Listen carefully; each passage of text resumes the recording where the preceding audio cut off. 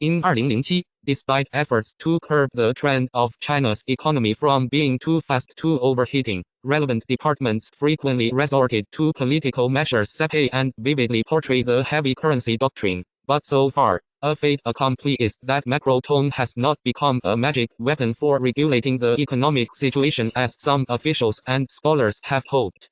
Since 2003, the GDP growth rate has exceeded 10% for consecutive years, expected to sprint towards 11.5% this year, and overcapacity, currency surplus, export surplus, housing market surplus, and stock market surplus are still flooding China, with signs of surplus increasing unabated.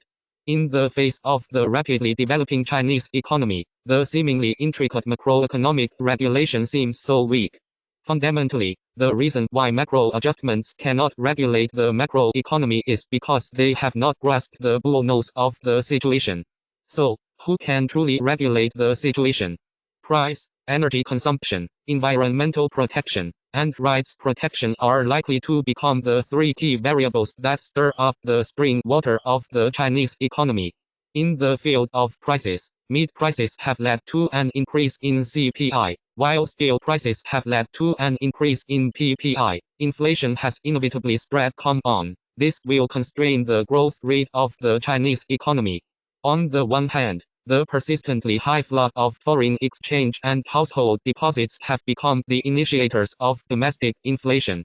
On the other hand, the global currency surplus and the depreciation of the US dollar have pushed up international commodity prices, while China's import of many raw materials accounts for over 30% of the total demand. And its dependence on international crude oil has reached over 44%. Due to the fact that the gap between the prices of non-tradable goods in China and international prices is still far from being fully filled, it is not difficult to foresee that resource prices, asset prices, etc., will continue to rise in the future. This economic situation, which is currently in a blowout period, is likely to have hidden dangers. Taking oil prices as an example, theoretically speaking, oil prices will directly drive global prices, causing central banks of various countries to raise interest rates again, and liquidity may recede from China. Moreover, the rise in oil prices will affect the manufacturing industry in the middle and lower reaches, leading to an increase in operating costs and a sharp decrease in profits for enterprises. More seriously, the spread to the consumer goods sector has led to widespread price increases, with the central bank continuously raising interest rates, and the financial costs of enterprises rapidly increasing. Ultimately, the possibility of a sharp economic downturn cannot be ruled out. Energy consumption and environmental protection have duality, and hedging the domino effect of high pollution and high energy consumption has emerged. The existing local development model of pollution before treatment has encountered the ceiling of energy consumption and environmental protection, similar to the Taihu Lake crisis. The phenomenon of falsifying the Sunan model will not be uncommon. It is worth noting that according to the latest emission reduction assessment method, the local assessment mechanism began to shift from GDP first to GOD, chemical oxygen demand, the main component of the main pollutants, as the core, which means that the industrial structure and development model will be forced to face rigid adjustment. This will undoubtedly disrupt the galloping economic momentum. The development of new and alternative energy sources is increasing in the long term. It will promote the qualitative change of the growth model, thus playing a positive role in the macro economy. However, due to the time lag from research and development to application of new energy, in the short term, this time lag effect will also lead to a slowdown in GDP. In the field of rights protection, with the awakening of civil rights awareness, rights protection factors have begun to sprout and have an impact on economic growth. Create a certain amount of resistance. Firstly, in the city building movement, due to the increasing number of interest disputes related to demolition and relocation, there are also more and more incidents of people spontaneously organizing to protect their rights, especially the phenomenon of nail households among them, which will lead to higher costs of local demolition and relocation. Recently, for example, Guangzhou Metro has paid a heavy price for the obstinacy and persistence of a nail household. Secondly, due to the fact that most of the benefits of this round of development have gone into the pockets of interest groups, while the consequences of high pollution and high energy consumption are paid for by society, this serious asymmetry can easily stimulate some people's deep-seated dissatisfaction, allowing them to express their own interests and demands by safeguarding their rights. In addition, the introduction of the new labor contract law has changed the game rules between enterprises and employees, increasing the potential for employees to protect their rights. This has to some extent increased the operating costs of enterprises, and will also more or less interfere with economic trends. So, what is the quantitative trend of the impact of these three variables on China's economy? The impact of rising prices on GDP. The impact can be divided into two parts: disturbance to the total economic output and impact on the economic structure. As for the former, taking the rise in oil prices as an example, based on the research results of relevant departments and international investment banks, it can be concluded that according to the current energy dependence of China's economy, for every barrel increase in international oil prices, GDP will lose about 0.05至0.06%. As for the latter, rising prices will exacerbate the imbalance in resource allocation, thereby exacerbating the previously distorted industrial structure.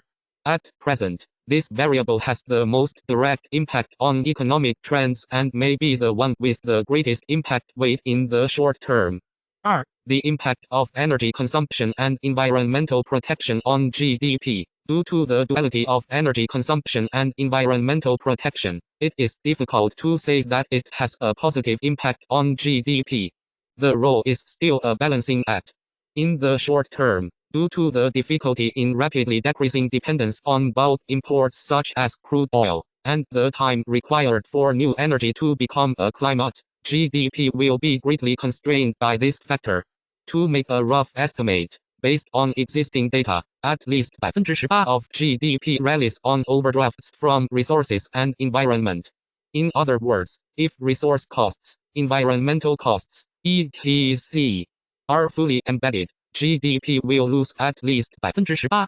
However, the development and substitution of new energy have more or less offset the negative impact of energy consumption and environmental protection on economic growth.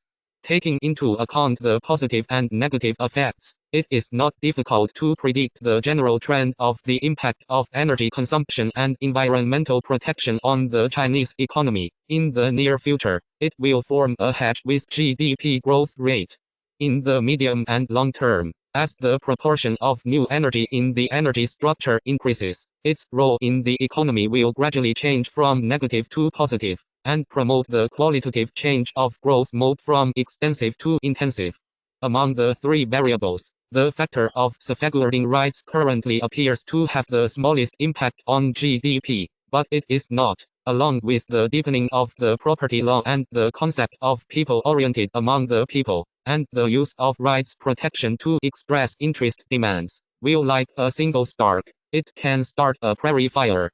If not handled properly, group violence incidents triggered by rights protection are likely to have a profound impact on the rapidly evolving social structure, which is by no means just an economic issue. It can be said that once the scale effect of rights protection is formed, it will inevitably have a wide impact, involving various levels such as economy, politics, and society, so the blockage of GDP is likely to be disruptive. However, since safeguarding rights is essentially a matter of distribution of interests, if relevant departments can handle it properly and find a point of convergence in interest disputes, the negative effects of safeguarding rights can be minimized. Compared to the current administrative regulation, the characteristics of the three variables of price, energy consumption, environmental protection, and rights protection are: it is a market variable that conforms to market laws and practical requirements. Therefore, the regulatory ability of the Chinese economy is also endogenous and rigid. The reason why Hongdiao cannot regulate the situation is precisely because it is exogenous and emphasizes the use of administrative means. So, where is the critical point of the economic growth model under the disturbance of these three variables? When oil prices and other mineral product prices grow several times faster than GDP, it may be possible to truly balance GDP growth. When the rights movement is no longer just a small matter, but tends to be organized and scaled up, the constraints on GDP may also be fundamental.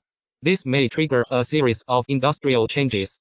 Firstly, as prices rise, some low-end enterprises that rely on small profits but high sales will face a reshuffle, including upstream manufacturing enterprises and export processing enterprises.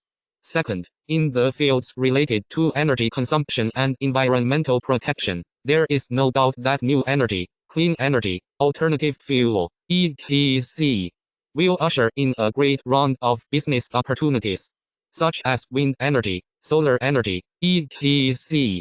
According to The Independent, the global investment in renewable energy was $35 billion in 2006, while the production of wind turbines and solar cells in China doubled in 2006.